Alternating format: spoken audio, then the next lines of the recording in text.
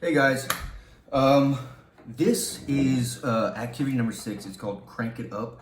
I want to tell you about one of the coolest applications of electromagnetism that I have in my house.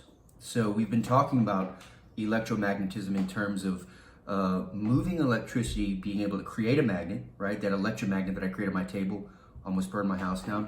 But also moving a magnet creates electricity.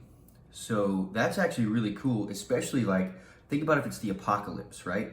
And people are running around, cannibalizing each other.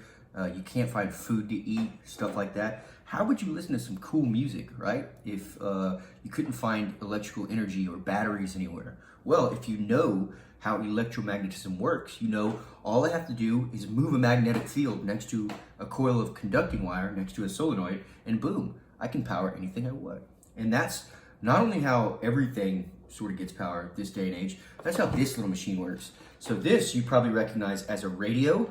So it is a radio, but instead of running on batteries, it runs on two other sources of energy. One is this photovoltaic cell up here, light. It actually can charge using light. So a lot of you might have seen something like before, but not know how it works. I'm gonna teach you that in a later video. Right now I want to focus on this little thing right here, which is this hand crank. What I'm going to do is I'm going to use mechanical energy, like the energy stored in my body, and I'm going to give that mechanical energy to this by moving the magnet inside of it. And the magnet is located next to some conducting coil or something like that, and moving the magnetic field is going to make the current induce in that coil, right? The electrons in that coil are going to start moving, and that is going to power this radio. So let's try it.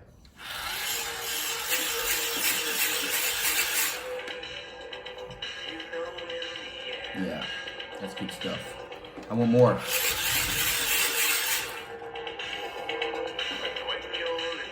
I love it. It's also got a flashlight. Aw. More. Imagine if you had to do this for every single thing.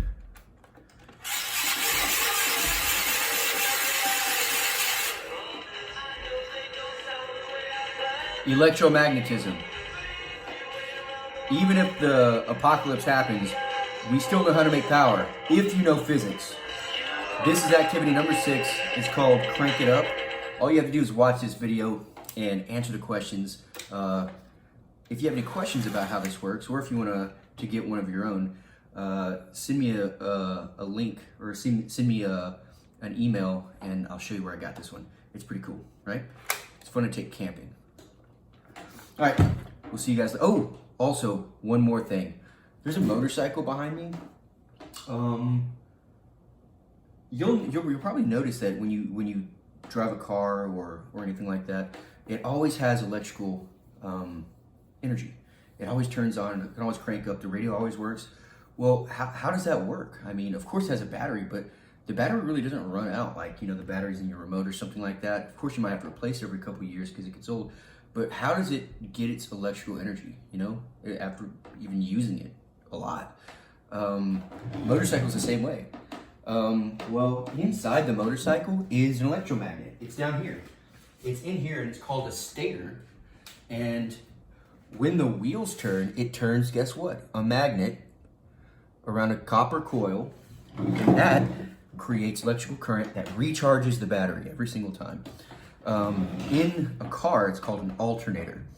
And in my next video, I'm going to go show you the alternator car, because I guarantee one of you very soon is going to have to replace an alternator in your car. And everyone is going to have to do that a couple times in their life, because the alternators, they sort of go out. More to come. This is activity number 6 called Crank It Up. Watch it. Do the questions. Peace.